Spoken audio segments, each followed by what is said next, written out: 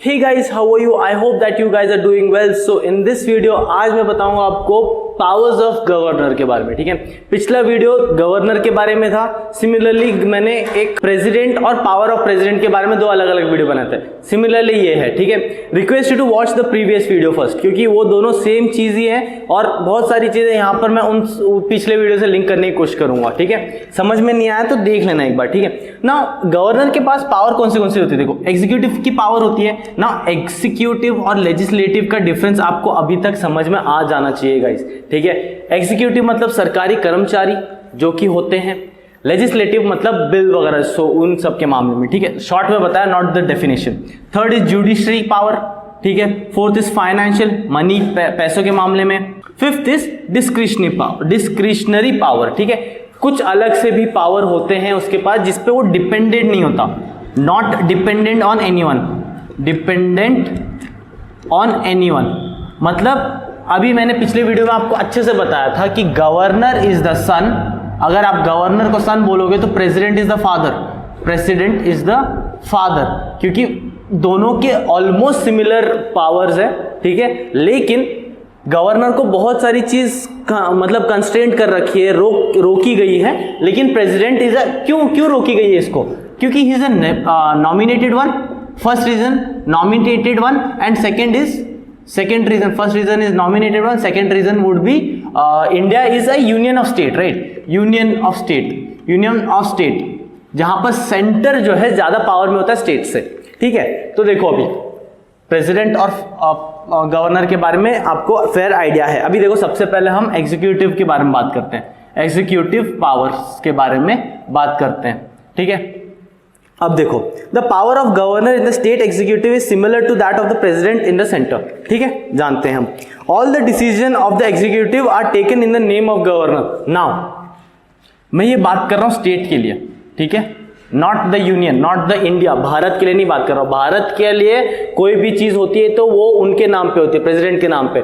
लेकिन स्टेट की बात होती है तो स्टेट गवर्नर के नाम पे सारी चीज होती है. देखो, जैसे प्रेसिडेंट बहुत सारी कॉन्स्टिट्यूशनल बॉडीज को इलेक्ट करता है जो कि यूनियन में होते हैं, वैसे ही गवर्नर भी बहुत सारी अपॉइंट करता है. तो ही अपॉइंट्स कौन किस को अपॉइंट करेगा? ये chief minister and chairman of state PSC, state public service commission. ठीक है, ये पहला हो गया. दूसरा क्या है? देखो, chairman and member of council of minister उसको ये करेगा. ठीक है, अपॉइंट करेगा. Advocate general of state. Now it is the equivalent, not equivalent, ये स्टेट के लिए एडवोकेट जनरल ऑफ स्टेट होता है. कंट्री के लिए कौन होगा? यूनियन के लिए कौन होता है? Attorney general of India. Right, now attorney general of India is the legal adviser of the president. Now advocate general of state is the legal adviser of the governor. ठीक है, वो चीज है. फिर स्टेट इलेक्शन कमीशन. ठीक है, फिर next is जजेस ऑफ डिस्ट्रिक्ट कोर्ट और बिलो. ठीक है, मतलब हाई कोर्ट और सुप्रीम कोर्ट के जजेस को जो अपॉइंट करता है वो है president. Fine, not the governor district court और उसके नीचे वाले जो भी कोर्ट होते हैं उनको अपॉइंट करेगा. हालांकि हाई कोर्ट में जब जो मतलब प्रेसिडेंट अपॉइंट करता है जजेस को, तब इसकी राय लेता है, वो गवर्नर की राय लेता है. ठीक है, गवर्नर की राय लेनी पड़ेगी क्योंकि हाई कोर्ट है. हाई कोर्ट मतलब स्टेट का कोर्ट होता है. राइट, तो अपने बेटे का जरूर पूछताछ करेगा वो, तो वैसी चीज है. सेकंड देखो, सेकंड क्या है? Legislative power.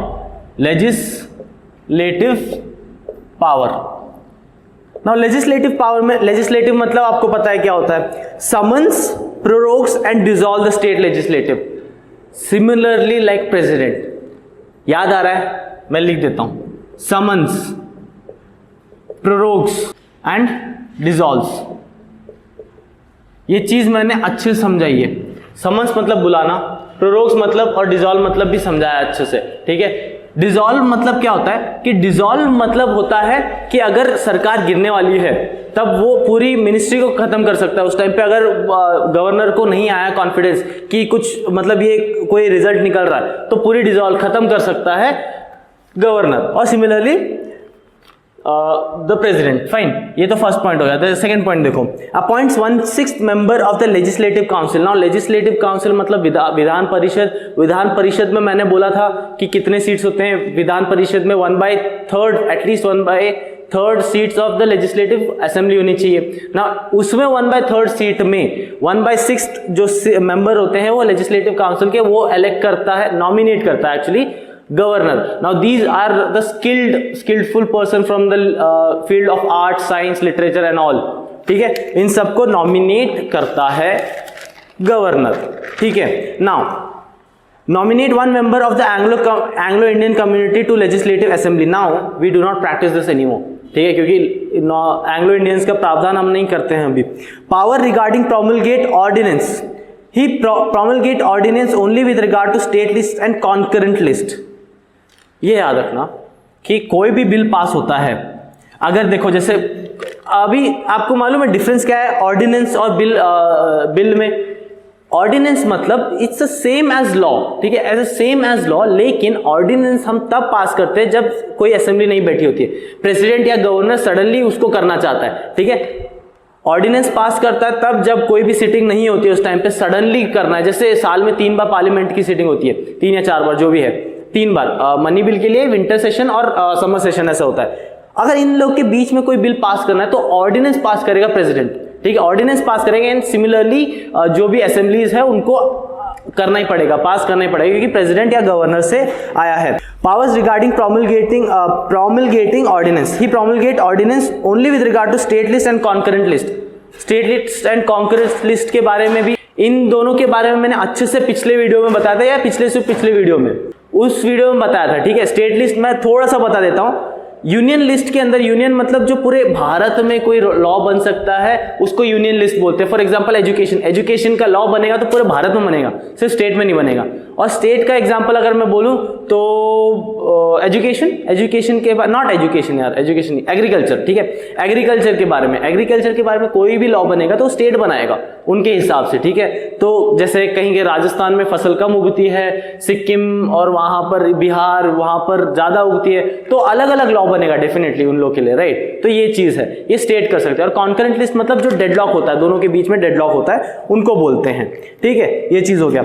Now when the bill is passed by legislative assembly, the governor can, अभी देखो गवर्नर क्या क्या कर सकता है। give his assent to the bill, assent मतलब हाँ करेगा तभी जाके बिल पास होगा, राइट, ये चीज है। hold the bill, pocket veto अभी थोड़ी देर पहले मतलब पिछले वीडियो में बताया था, पॉकेट वीटो, ठीक है। फिर पॉकेट वीटो के बाद सस्पेंशन वीटो, इन दोनों के बाद पॉकेट वीटो मतलब ये होल्ड कर सकता है वो बिल को जितने टाइम के लिए भी चाहे, कोई कंपल्शन नहीं है। उसका 5 इयर्स का ये टेन्योर होता है, राइट। सो 5 ईयर के टेन्योर में कितने बार, पूरे 5 साल वो होल्ड करके रखता है, उसकी मर्जी। सस्पेंशन मतलब to send back the bill for recommendations and all, ठीक है, ये चीज हो गया। और फिर sends back the suspension bill हो गया। Reserve the bill for president's advice, now ये चीज अलग है। Now this thing is different, क्योंकि अभी देखो फादर है, जैसे कि मैं एग्जांपल देता हूं, governor is son, president is father. अगर घर पे कोई चीज है जिसको समझ नहीं आया, जैसे मेरे को घर पे कोई चीज करना है, मेरे को समझ नहीं आ रहा क्या करना है, या फॉर एग्जांपल पेंटिंग करानी है मुझे, तो मुझे समझ नहीं आ रहा, तो I will definitely take the advice of my father, definitely, right. So this can also be done by the governor, ठीक है। इतना ही है लेजिस्लेटिव पावर, इतना ही है उसके पास। उसके बाद हम देखते हैं जुडिशियल पावर। अपना एग्जीक्यूटिव हो गया, लेजिस्लेटिव हो गया, अभी 3 बाकी है। जुडिशियल पावर का मैं भूल गया था, इसलिए मैं अगले दिन शूट कर रहा हूं, हालांकि एक ही वीडियो में मिलेगा आपको। जुडिशियल पावर ऑफ गवर्नर, ठीक है, ये चीज भी बहुत इंपॉर्टेंट है। देखो, अपॉइंट द जजेस below high court level, high court के नीचे जो भी कोर्ट होते हैं, फॉर एग्जांपल डिस्ट्रिक्ट कोर्ट और बाकी सारे जो भी कोर्ट्स होते हैं ना, नॉर्मल कोर्ट्स, उनके सारे जजेस अपॉइंट करता है governor, fine. The president consults the governor while appointing the chief justice and जजेस of high court of that state.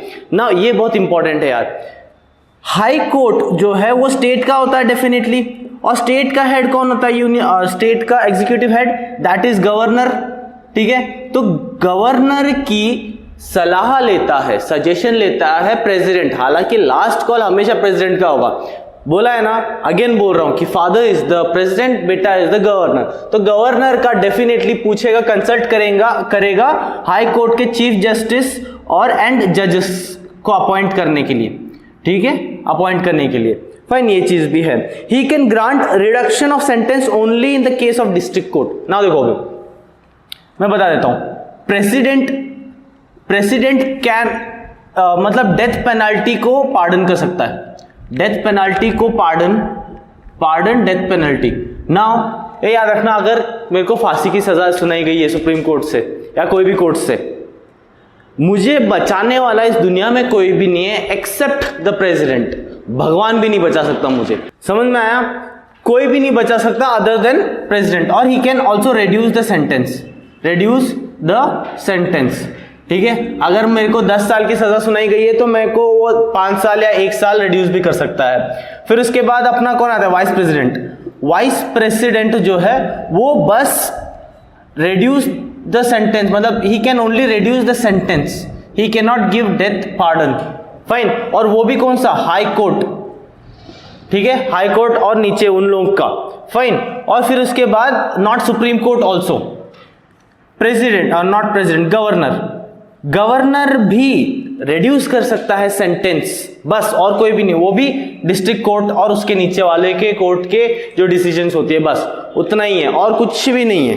Fine, the thing is I have shot the video, मैंने पूरी चीज समझा दी थी लेकिन वो वीडियो रिकॉर्ड ही नहीं हुआ। चलो कोई बात नहीं, ज्यादा टाइम भी नहीं था, कोई बात नहीं। अभी हमने जुडिशियल तक हो गया था हमारा, ठीक है, जुडिशरी पावर। अभी फाइनेंशियल पावर देखो। Fourth is financial power. अभी फाइनेंशियल पावर मतलब पैसों के रिगार्डिंग पावर। क्या कह रहा है कि money bill can be introduced only on the prior recommendations of the governor like president. Money bill वहां पर कैसे हो सकता है? पहले प्रेसिडेंट को उसको रिकमेंडेशन देना पड़ेगा, उसको बताना पड़ेगा, एंड देन ओनली जाके वो पास होता है, राइट? वैसे ही यहां पर गवर्नर का है, ठीक है, और गवर्नर ही पास करता है। He makes sure that annual budget is presented in legislative assembly. Annual budget जो है वो लेजिस्लेटिव असेंबली में प्रेजेंट होता है करके ये भी चीज उनके अंडर होती है, वो मेक श्योर करता है डेफिनेटली। फाइन, अभी देखो इमरजेंसी पावर, 5th या 6th, इमरजेंसी पावर। ना इमरजेंसी पावर में एक्चुअली इमरजेंसी पावर पूरा प्रेसिडेंट के हाथ में होता है, लेकिन थोड़ा सा गवर्नर के भी हाथ में होता है। मैं बताता हूं, देखो, the president apply state emergency और प्रेसिडेंट्स रूल। प्रेसिडेंट्स रूल मतलब आर्मीज rule definitely only when the governor feels that the constitutional machinery in the state is not working properly. अभी देखो मैं बताता हूं, suppose this is a Karnataka, ऐसा के type है कुछ, तो ऐसा कर्नाटका, ठीक है, कर्नाटका लग नहीं रहा लेकिन कर्नाटका, ठीक है, कर्नाटका। यहां का मैं सपोज गवर्नर हूं, राहुल इज द गवर्नर, ठीक है, राहुल, और आप जो है वो प्रेसिडेंट है, आप प्रेसिडेंट है, मैं गवर्नर हूं तो obviously head of state legislative हूं। तो मुझे लगा कि यहाँ की कॉन्स्टिट्यूशन अच्छे से वर्क नहीं हो रही, यहाँ की गवर्नमेंट सरकार अच्छे से वर्क नहीं कर रही है, तो मैं जो है प्रेसिडेंट को मतलब आपको बोल सकता हूं कि इसकी कॉन्स्टिट्यूशन अच्छे से वर्क नहीं कर रही है, आप यहां पर लगाइए इमरजेंसी, और लगाएगा प्रेसिडेंट डेफिनेटली, क्योंकि president is my father, you are my father, definitely जो भी है, ठीक है। जैसा मैं बता रहा हूं पहले से, मैंने प्रेसिडेंट को एडवाइस किया तो प्रेसिडेंट ने लगाया। नाउ लास्ट कॉल हमेशा प्रेसिडेंट का होता है, ये याद रखना, ठीक है। प्रेसिडेंट चाहे तो मना भी कर सकता है, वो ऑब्वियसली क्यों मना करेगा जब गवर्नर इज द एजेंट भी बोलते हैं हम उनको, राइट? तो ये चीज है। और प्रेसिडेंट को कहां से पावर मिलती है? Article 356। Okay, so the thing is, मैंने इससे पहले जो भी वीडियोस थे वहां पर मैंने आर्टिकल्स मेंशन नहीं किए कहां रिलेटेड है, तो पोस्ट प्रोसेसिंग में मैं जब वीडियो एडिट करूंगा तब मेंशन कर दूंगा, ठीक है। 356 आर्टिकल से उनको पावर मिलती है, और 356 में ही इमरजेंसी की प्रावधान सब लिखी गई है। नाउ देखो, डिस्क्रिशनरी पावर जो भी है उसको बोल, ठीक है। अभी डिस्क्रिशनरी पावर मतलब क्या होता है कि नॉट डिपेंडेंट ऑन एनीवन, मतलब किसी के एडवाइस लिए बिना गवर्नर क्या क्या कर सकता है। सिलेक्शन ऑफ चीफ मिनिस्टर का सिलेक्शन ना, ऐसा नहीं है कि वो किसी को भी उठा के चीफ मिनिस्टर बना देगा, ऐसा नहीं है। देखो सपोज अगर 100 मेंबर्स है, उनमें से 100 मेंबर्स हैं, उनमें से 51 सीट्स एक पार्टी को आई है और 49 सीट्स एक को मिली है, ठीक है। तो चीफ मिनिस्टर हमेशा इसी में से बनेगा ना, डेफिनेटली चीफ मिनिस्टर, और गवर्नर को भी चीफ मिनिस्टर इसी में से बनाना पड़ेगा। लेकिन ये जो पॉइंट है कब आएगा? तब आएगा जब 32 33 और 34 सीट्स मिले हैं, तब जाके, और इनके कैंडिडेट भी बोल रहे हैं कि हम मेजॉरिटी लेके आएंगे, इनके कैंडिडेट भी बोल रहे हैं मेजॉरिटी लेके आएंगे, इनके कैंडिडेट भी बोल रहे हैं मेजॉरिटी लेके आएंगे। Suppose this is a candidate और मुझे लगा मैं इनमें से कोई भी चूज कर सकता हूँ, यही चीज बता रहे, गवर्नर कैन चूज एनीवन। यहां से ए कैंडिडेट को उन्होंने बना दिया, ठीक है, ए कैंडिडेट को बना दिया उन्होंने, that is the first point. और ए कैंडिडेट बाद में ही fails to get the majority, उस टाइम पे सेकंड पॉइंट होगा dismissal of the ministry, ministry dismiss कर देगा, वापस किसी और को चूज करेगा वो, ठीक है, बी कैंडिडेट। अभी बी कैंडिडेट भी फेल कर देता है मेजॉरिटी लाने के लिए, उस टाइम पे क्या करेगा, ऐसे बार बार हो रहा है तो dissolution of legislative assembly, governor can dissolve the legislative assembly like president, fine, ये चीज है। और लास्ट पॉइंट क्या है, asking the president for presidents rule, ये तो थोड़ी देर पहले ही बता दिया था मैंने, ठीक है, कर्नाटक के बारे में। सो इतना ही है यार, इतना ज्यादा कुछ है नहीं इसमें। Governor is very important as far as any examination is concern. If you are new to this channel, I request you to subscribe it, hit that bell icon और share it to all the aspirants who are working for it. I will meet in the next video with the informative topic and interesting topic like this, and I want you to take care. Till then, take care. Bye bye.